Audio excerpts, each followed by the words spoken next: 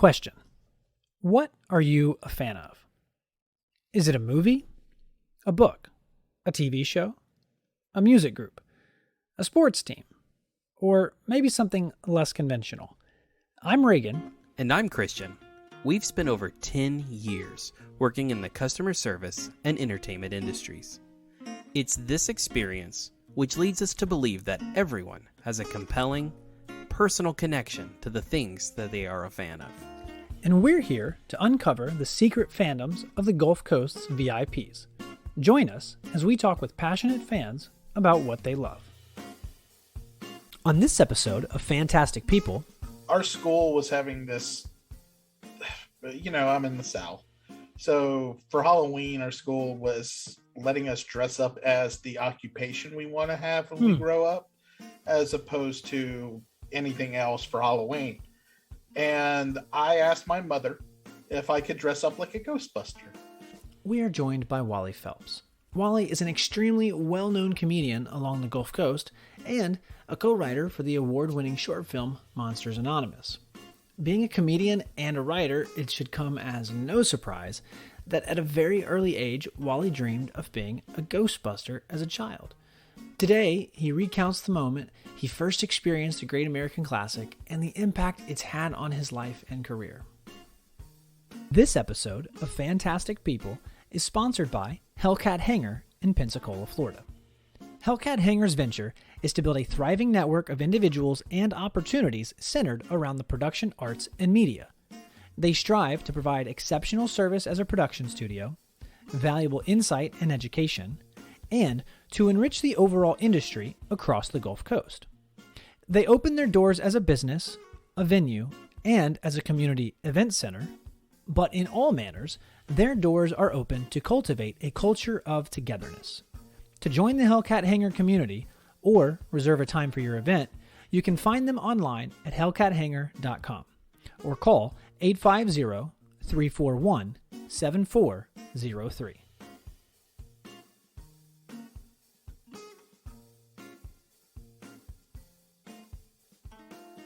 So, Wally, thank you so much for joining us today. We're really excited to have you.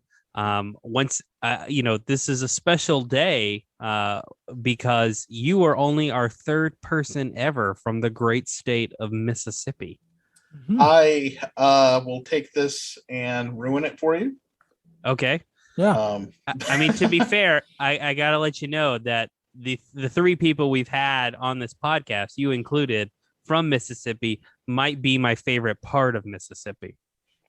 Wow. It's my favorite part of Mississippi too, because I never go anywhere else because this place sucks. It's certainly one of a kind. Yeah, I mean the food's good, but the roads, the food? People. Where's the food good? But basically everything's fried here. Okay, all right, just southern food. Got it. Right. Home of the blues, I think Mississippi is. Right, because we're all depressed as hell. Yeah, that's true. That makes a whole lot more sense now when you put it within that frame of reference. But yeah, no, that's Mississippi, part of the Gulf Coast. You are a Gulf Coast VIP. I think you qualify because you, sir, are a comedian, which we've had a couple of former episodes of ours have featured comedians as well. And I'm going to tell you the same thing I told them.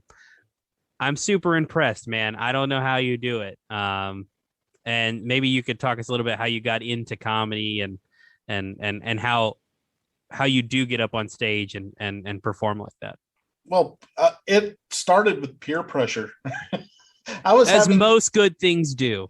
Right. I was having a midlife crisis, and I had the idea that I was going to go up on stage and do some comedy. And I heard that there was this place that was doing an open mic in Gulfport, which isn't too far from here. And we drove over there. And while we were there, I was just going to scope it out. And my buddy Jason Robbins said, I didn't drive all the way to Gulfport for you to not do stand-up comedy. And I went up, did 3 minutes, and the rest is history. I just didn't stop going up on stage. Did you have had you thought about doing stand-up before, and so you kind of maybe had a little bit of a routine kind of developed, maybe some bits that you knew if you ever got the chance that you would try them out? I've been writing comedies, like movies and things of that nature, since I was in high school. So wow. I had jokes and things of that nature that I had ready to go, and scenarios and things of that nature. So the whole thing that I remember, my first set was essentially me making fun of Batman and how, everybody says they want to be Batman's my favorite superhero. And when somebody says that in the South, it's a lie because of how many guns we own. And, and then I just went from there as far as that's concerned. And it went really well. And I was, in fact, the thing that really got me jazzed about the whole thing, as much as I was, is that one of the comedians asked me how long I had been doing it. Wow. And I said, well, this is my first time. And she was like, what? It's awesome. And I'm like, okay, I think I should do this. That's an incredible compliment, and even if it's even more of a compliment than someone saying, hey, you did a great job. A person just assumed that you're a professional. And so that really speaks volumes to your natural talent and skill. That's awesome. It felt good in the moment.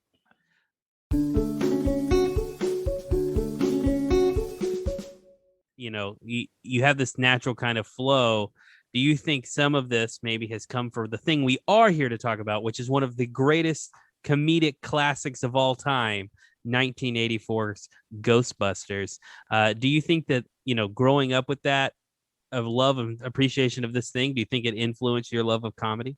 Oh, it absolutely did, because if you look at the actual comedy of the movie, it's all situational. It's like, right. It's contextual.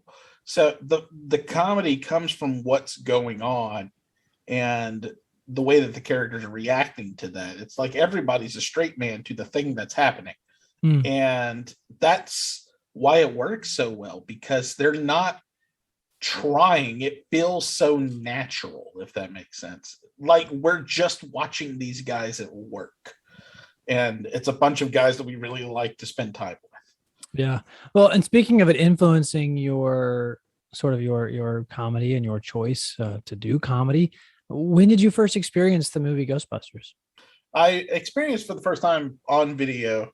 My parents had rented it, and I was a scared little boy just kind of sitting in the hallway, poking my head out from behind the couch while they watched it. I want to say it was 1985, because I think that's when the movie came on video. So I would have been 4 years old when this happened. Yeah. And it was terrifying to me, the movie. So it honestly, I even conflated it with like A Nightmare on Elm Street, which came out the same year. Wow. Because my uncle watched that, I believe, the same week that we watched Ghostbusters. And the way he described Freddy Krueger was that he's a ghost and he's going out to get people. So whenever Ghostbusters came out, it's like, well, what's that? Oh, it's a ghost. Oh no. Yeah, that's awesome. I was 4 years old. I shouldn't have even been near the room where that movie was playing. But yeah, Ghostbusters was just as terrifying to me at the time. What did you think when you got older and you're watching this movie and you think back to that moment? I mean, was there sort of this realization like, oh, this is a comedy? Like, did anything like that happen? I don't even think I got that realization that it was funny until I was a teenager, because I didn't watch Ghostbusters a lot as a child, but I did watch a lot of the real Ghostbusters, the cartoon, because it was a Saturday morning staple. I would wake up, eat some cereal, watch the show, and the cartoon wasn't a comedy. Now that I think about it, there was comic relief when it comes to Slimer, but the whole show was dead serious. It was a horror show. I mean, if you go back and we watched a couple of episodes for the Nerd Cave Retro with Jason Robbins and Derek Diamond, and we do commentaries. And when we went back to watch those shows, they are legitimate scary stories. It's like, it's not like Tales from the Crypt or anything like that. Mm-hmm. It's more along the lines of Are You Afraid of the Dark? But at the same time, it's like the boogeyman was terrifying whenever I was a child, and the Ghosts Are Us, I believe it was, were so bizarre, and I didn't realize Ghostbusters was even funny until I was probably 14 or 15. And that's when my brother bought it on VHS and watched it constantly. So I hated it for a while because my brother liked it. So, right. But I sat down and actually watched it, and I'm like, wow, this is really funny what these guys are doing. I mean, just the different scenarios and the way that they react, and the nonchalant reactions of Venkman. It's like somebody blew their nose and you want to keep it, or the dogs and cats living together, mass hysteria, all these things that I took dead serious as a child. Now I finally was like, oh, this is funny. Yeah. That's awesome. I think that's really at the heart of Ghostbusters, which makes it so special, is that it's a paranormal movie that happens to be funny. That it's a paranormal story with 4 funny dudes in it. Mm-hmm. And I think we actually don't we have a fan question, Reagan, similar to on this topic? Yeah. So Grant Spencer, a Supercast supporter, which, by the way, if you want to ask questions on the episode, you can join our Supercast, which there's a link in the show notes to do that. And we will release a schedule in advance, and you can submit your fan questions to possibly be asked on the episode. But Grant Spencer asked, how important do you think it is to blend horror and comedy together in cinema? I mean, as it relates to Ghostbusters, it's incredibly important, because if there are no stakes, I don't believe that the movie would have worked. So and that's a lot of what the problem, and I'm sure we'll get into this later. I enjoyed the 2016 Ghostbusters, but a lot of the problem with that movie was that the stakes didn't feel. Yeah, it's a strict comedy. Right. It was a straight up comedy without any kind of, no. I didn't think for a second that they weren't going to get out of it. Right. But in Ghostbusters, the original, the ghosts were terrifying. I remember, I think one of the reasons why I was so scared as a child was that first scene in the library with the Ghostbusters together. Get her, and, the and it's like, oh my God. Yeah. My favorite horror movie of all time is Evil Dead 2, which is kind of a comedy. So I think that just works so well because they're two different emotions that are involuntary. Yep. You think something funny, you're going to laugh. If you think something scary, you're going to get freaked out. So right. Well, and there's that tension there, right? You have that's what makes the comedic moments hit so hard, is because you're tense, you're a little uneasy, maybe frightened, and then all of a sudden what you're not expecting is that comedic relief to come into play. And so then you almost find it extra funny because it relieves that tension. And so I think there's a balance there. I think that's important to have. And I don't know, I think back to when I watch horror, like true horror movies, I'm laughing. I'm creating my own set of comedic relief. Like I'm laughing at how absurd it is, or I'm laughing at how dumb they are, or I'm just like, I don't know why, but I get sort of not giddy, but just that's the way for me to not be scared, is to just laugh, like just find the humor. I think that's a lot of it. My favorite horror movie experiences are sitting in a theater and laughing at the people in the theater with me. Like whenever I went to go see it, the first one, the row that I was in was all teenage girls. And here I am by myself, this 37-year-old man with a whole row of these teenage girls. And one of them hit me at one point because she went, like that. Yeah. And I'm like, oh, this is great. It's great to see that kind of reaction. And I think I love the reactions more than I like actually the movies themselves, you know? Right. And when it comes to Ghostbusters, I think a lot of it, you were talking about the tension, and to kind of roll that in with the whole stakes conversation as well. Yep. Whenever they're walking up the stairs, that's funny. You know, it's like, you know, tell me when we're on whatever floor, I'm going to throw up. And then when they get to the top of it, it's like, well, what happened to Dana's apartment? Why is everything so crazy looking? And then he says what we're thinking, where do those stairs lead? They go up. And it's like they cut the tension with the comedy, right? And it works so well. You know, when somebody asks you if you're a god, you say yes, and you know they're hanging off the edge of a building, right. You know, just exploded by a ghost, and it's so much fun, really. I think you've summed this up great, and I want to add kind of to both of your points. Horror is in itself funny. I mean, it just naturally is. If the scares are good, we ignore it, because we're terrified or whatever. But when if you're able to take a step back and examine the situation, the whole circumstances are humorous. They're funny. I mean, I think when I was a kid, the movie Aliens, you know, I'm a huge fan of Alien 1. Aliens, everyone says is a better movie. I think it's a funnier movie. If you watch that movie and you don't laugh at Bill Paxton, you don't have a soul, is my perspective. You talk about Evil Dead 2. Evil Dead 2 is basically Evil Dead 1, and then they realized, oh, this movie is kind of dumb. Let's play into that. And it works so much better in that sequel. And I think Ghostbusters really perfected that, which is like you're talking about. There's tension, there are stakes, and instead of again, the stairs are a great example. How many times in horror movies is there just this random new thing introduced that, you know, well, we can't drive away because someone destroyed the car. You just move on. And Ghostbusters takes that and they introduce this random new staircase here. And instead of just accepting it, we're going to kind of do this meta joke about it and just acknowledge how ridiculous this premise is.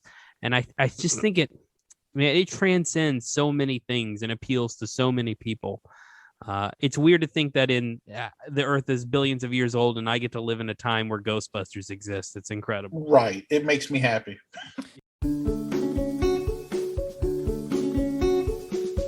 So I'm curious about the time when you were second or third grade and you had to dress up. Tell us about that. What is that? Well, our school was having this, you know, I'm in the South. So for Halloween, our school was letting us dress up as the occupation we want to have when we grow up, as opposed to anything else for Halloween. And I asked my mother if I could dress up like a Ghostbuster. And she had to explain to me that was not a real, actual occupation. Yeah. And I didn't know, because it looked for all the world to me like that was a real occupation. I mean, I'd be wearing it now if it wasn't for the fact that it's so hot. Yeah. I think it can and will be a real occupation. If you want it to be a friggin' Ghostbuster. Right. Yeah. I mean, you know, there's on the Sci-Fi Channel, there's ghost hunting. And so easily it could be a Ghostbuster. One of my actual hobbies lately has been watching these videos from a YouTube channel called Nuke's Top 5. Nuke as in Nuke. Okay. And what it is, he has 5 video clips of either YouTube channels or TikToks or things of that nature that are supernatural in nature. And he'll present them to you and say, look, I'm not saying what this is, but it might be a ghost, you know, that kind of thing. And I'll watch them and I'm like, oh, this is obviously this, or they had to have a friend come in and do this, because you're a real life Ghostbuster, bro. Right. I mean, you know, that's basically what it is. I'm like, but the thing is, there's always the same things, because you'll see like things will start moving and stuff, poltergeist activity, that kind of stuff is generally explained by, just broken stuff. But you'll see like a dark figure like poke its head out and stuff like that. And it's like, why are they all doing that? Is it just, I mean, it's like they're all like just kind of looking across the door frame, and it's like, why don't you just come out and look at us? Why are you not? Are you shy? Are you going to get in trouble with somebody if you get seen? What is going on here? I mean, yeah. and it's somebody's like, well, you ain't afraid, no go. No, I'm not, because number one, when was the last time you heard of somebody dying by ghost? I mean, it doesn't happen. And if it does, that was a poor decision, because now I'm a ghost and I'm going to whoop you for killing me. That's awesome. So it's one of those situations where it's like, I would definitely be a real Ghostbuster, because I think I know enough. Yeah. You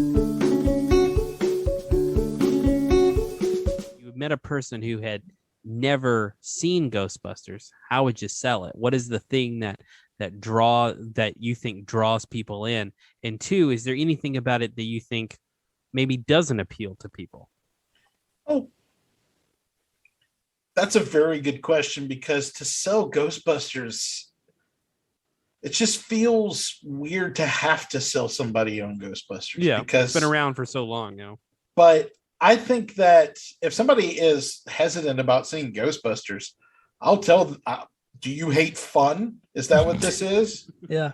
I mean, there's no other reason why you haven't seen it other than you just don't have time. I mean, it's only an hour and a half. Let's sit down and watch it right now.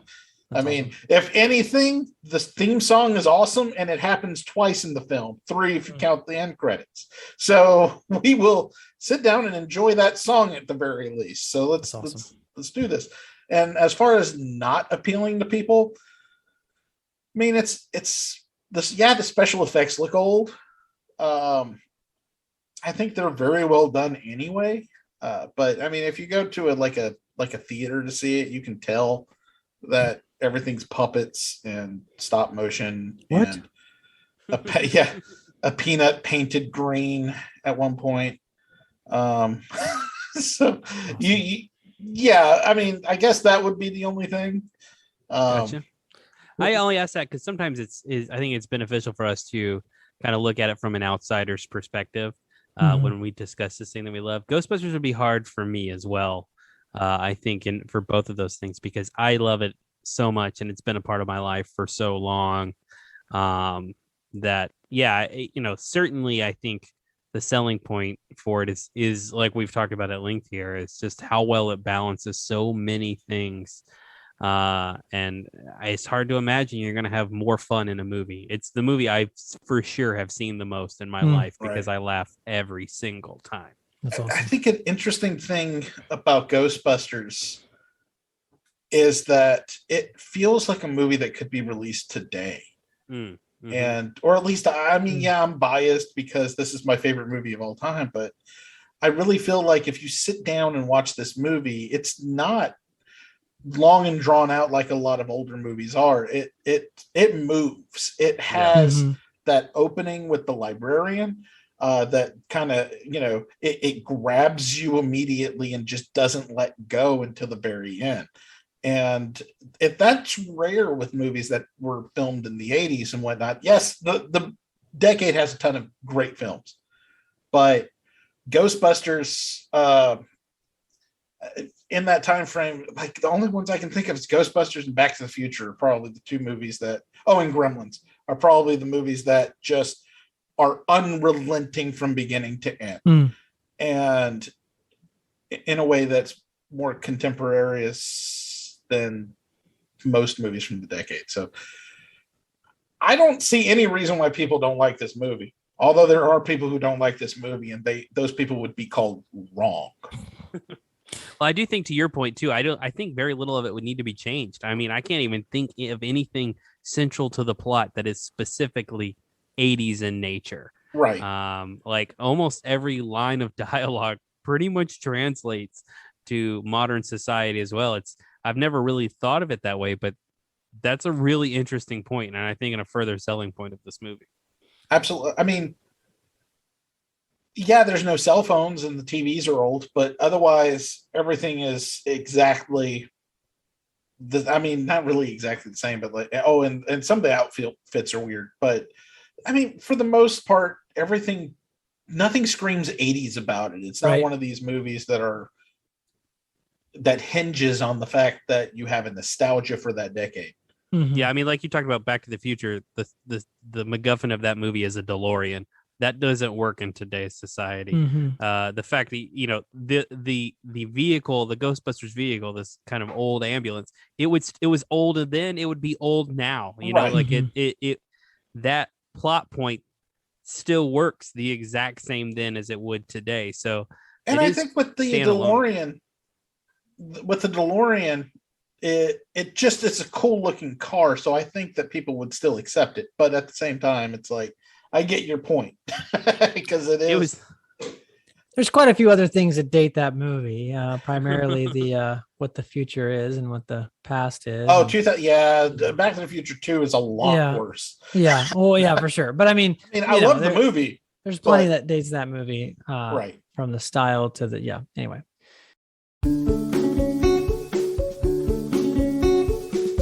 I'm curious, what do you think is maybe something that is often misunderstood about whether it be the fandom around Ghostbusters, those that are into it, or the movie itself? Something that's you would say is misunderstood. I mean, I don't think there's a lot that's misunderstood, other than the fact that the fandom themselves are, for the very vast majority, some of the nicest people on the face of the earth. And the reason why I say this is because of the fact that, not just because I'm part of it, but overall, they do a lot of charity work. They'll dress up in the Ghostbusters uniforms. They'll raise money for different events. They'll take the Ecto-1 to different places to raise money. They'll go meet with sick children and things of that nature. But yeah, there are about a lot of bad actors. But at the same time, it is for the most part a great community to be a part of, because if you're a ghost head, you have a whole lot to talk about with the people you're talking. Hey, do you have a pack? What kind? Do you have a flight suit? There's a shorthand. If you start talking dogs and cats living together, you could say that and everybody knows what it is. Hey, do you want one? Yes, have some. It's such a wonderful community to be a part of. How to identify each other, even if no one said anything about it. It's a lot of good, and it feels good to be a part of. And that's awesome. And I think a lot of misconceptions about the Ghostbuster fandom is that we're all toxic guys.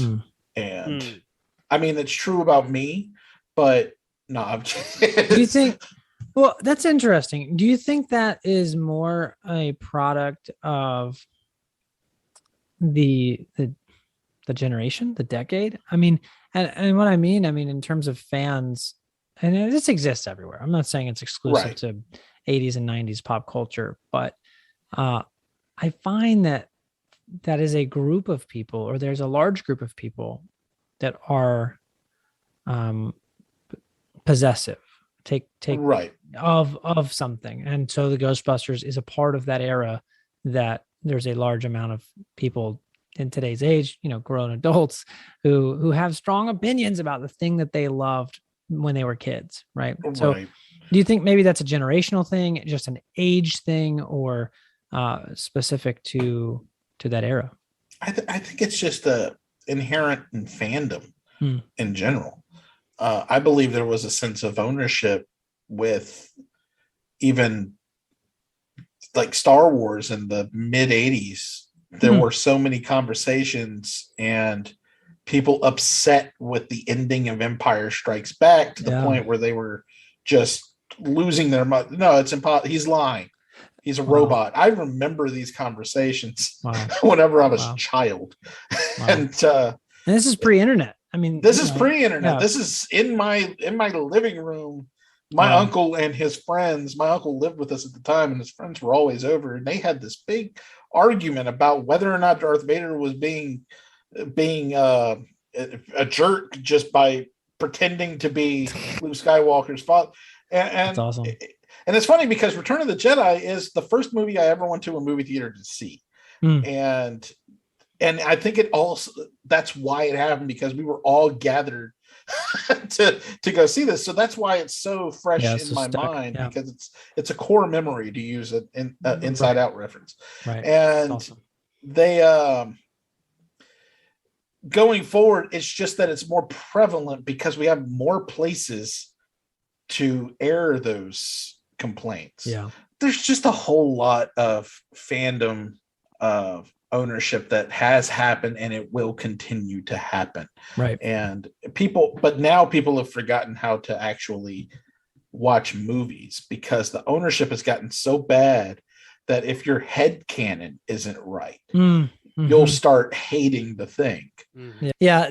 For that reason, in today's era, especially with the internet, I avoid most trailers, because I don't want to get expectations. I don't want to get excited about something, because most of those are misdirection.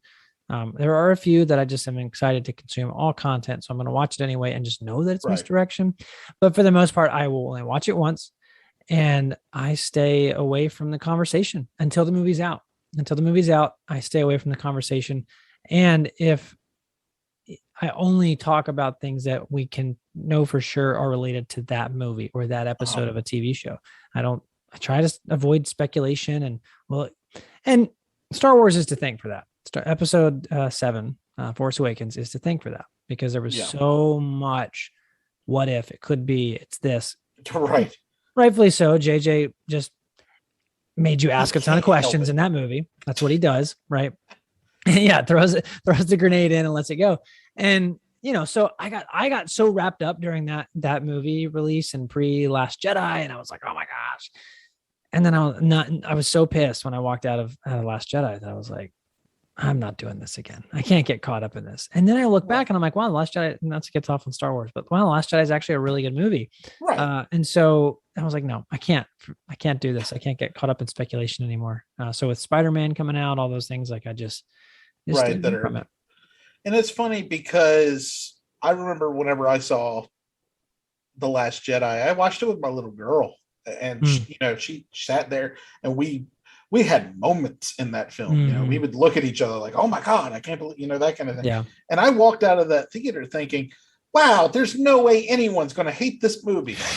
And then I went on Twitter and I'm like, yeah. What? Yeah. I think this is I saw a different movie.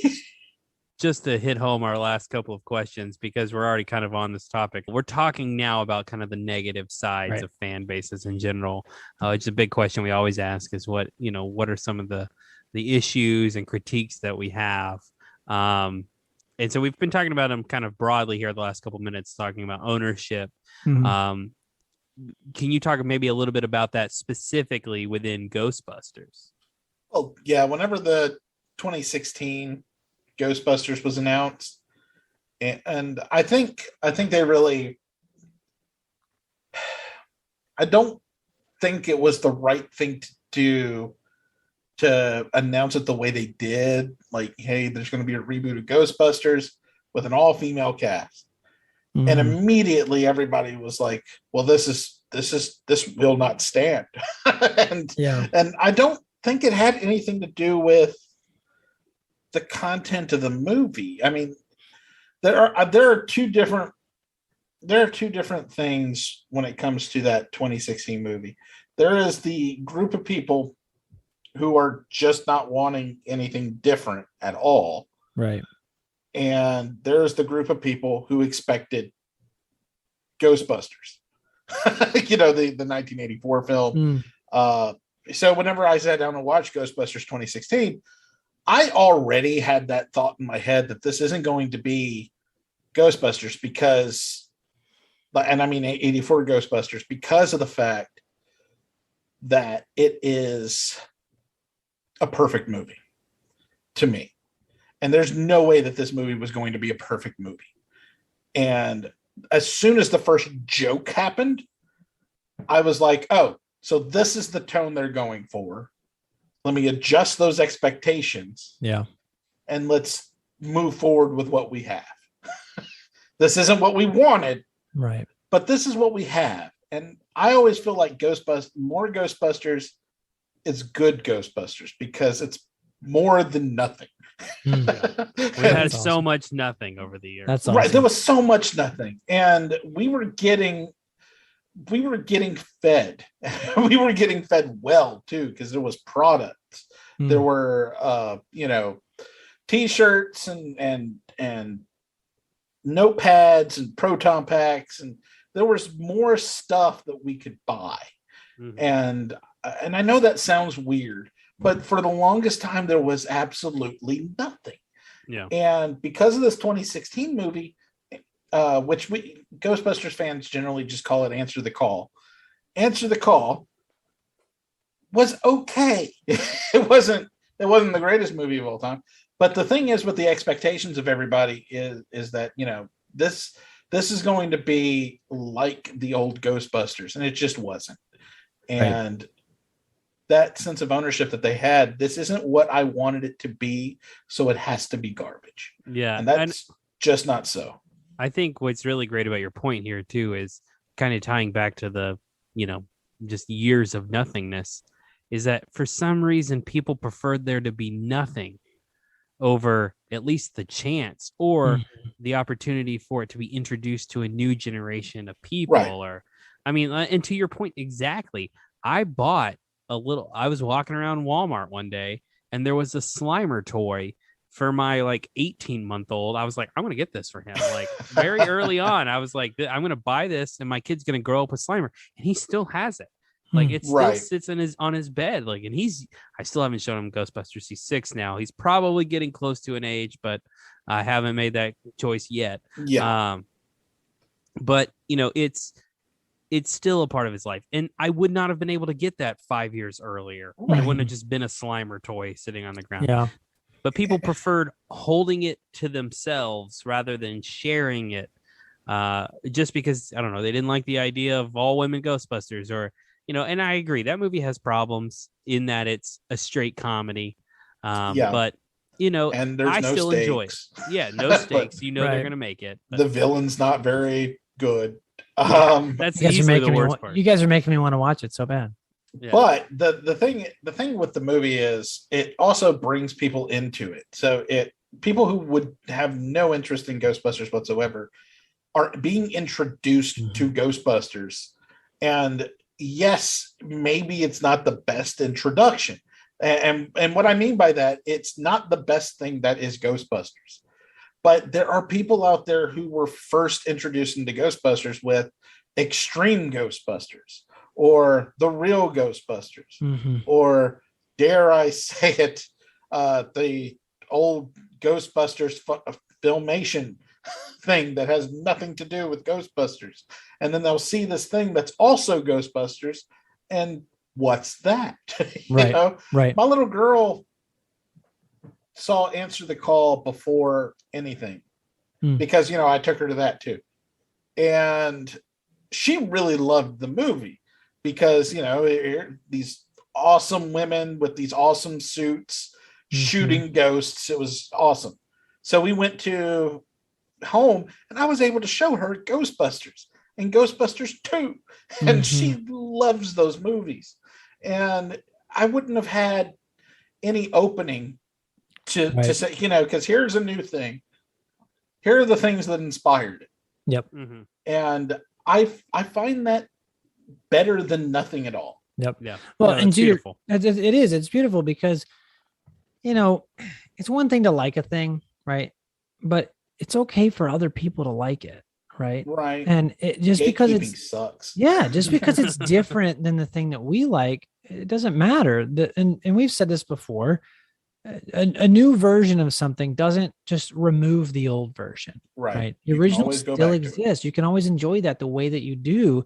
And so if it means somebody else entering the scene, entering the fandom, enjoying that property, and to your point, experiencing the original when they probably never would have thought to check it out. Now they do. That's a good thing. More people. It can only be good. Yeah, more people in the fandom is a good thing, and it's okay to have disagreements.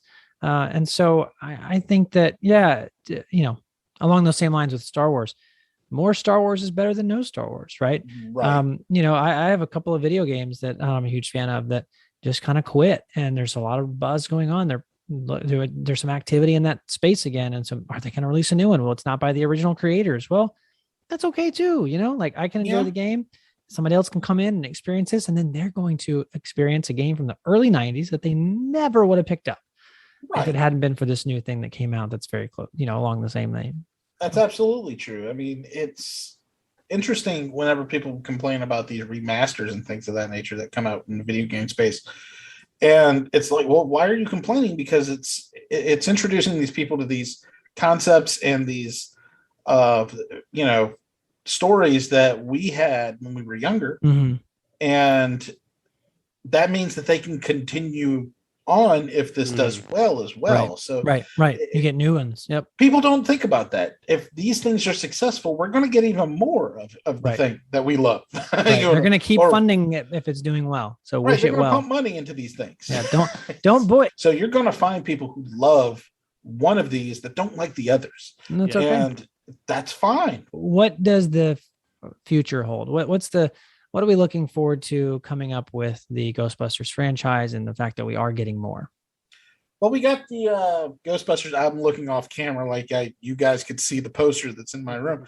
But we've got Ghostbusters Afterlife coming out in less than a month when we're recording this. Mm-hmm. And we have already had screenings of the film. There are reviews out, and they are majority positive. The people who are saying, things that aren't super complimentary about it are basically just saying that it's not as funny as the originals. But that's fine.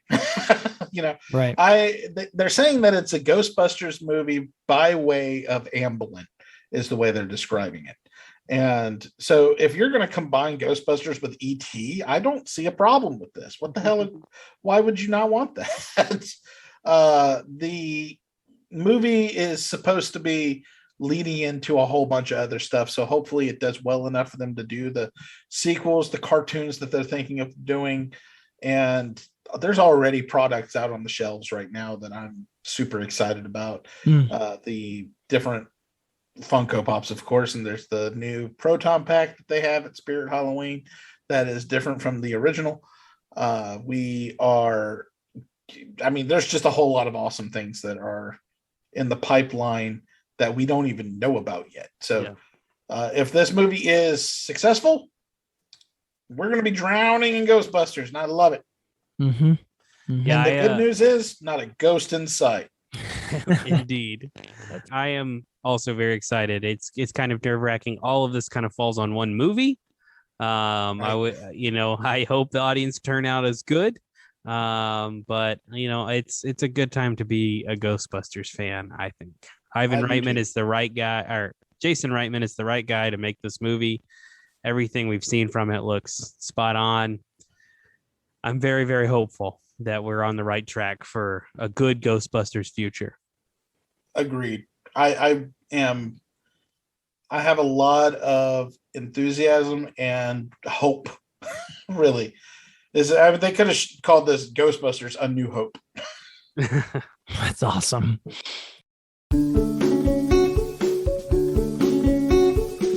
Speaking of movies of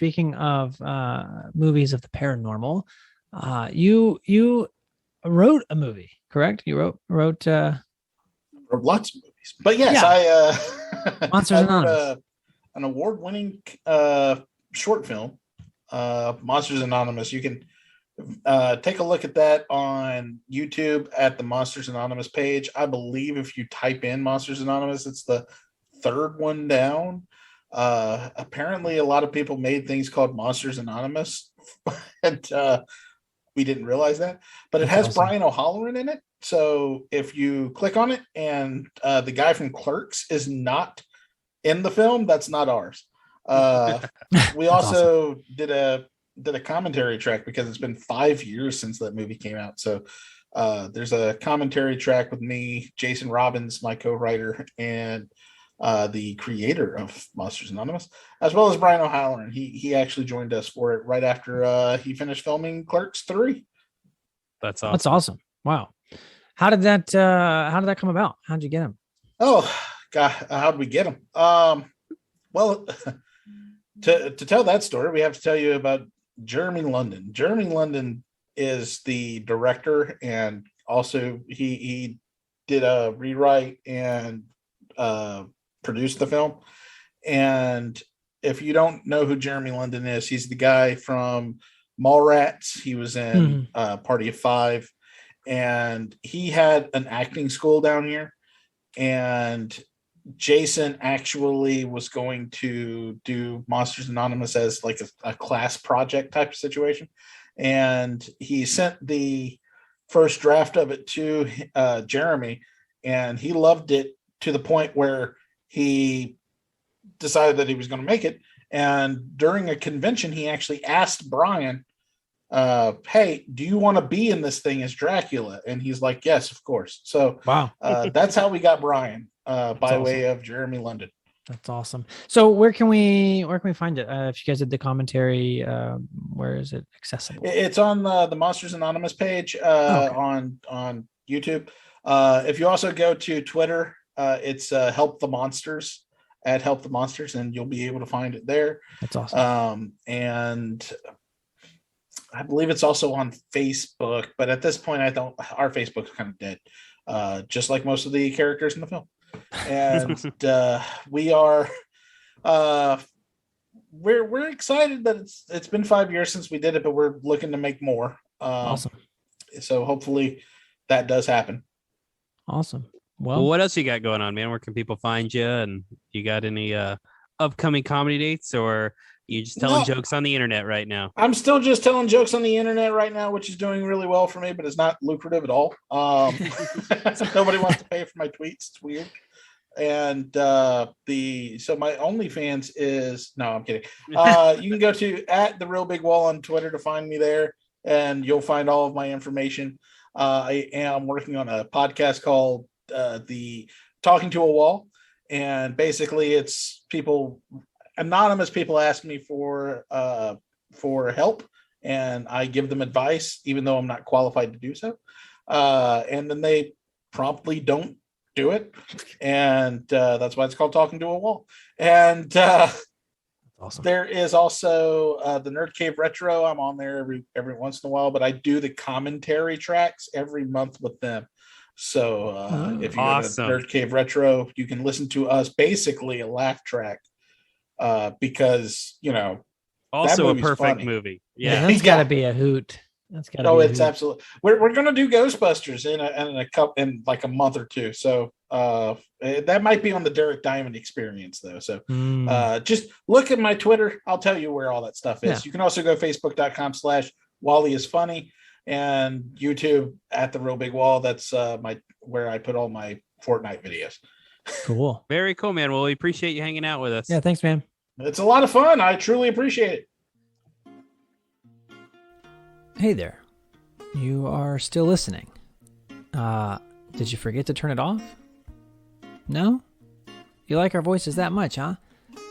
Cool. Maybe you're still mowing the lawn or doing dishes and your phone is somewhere else. It's okay, because I've got great news for you.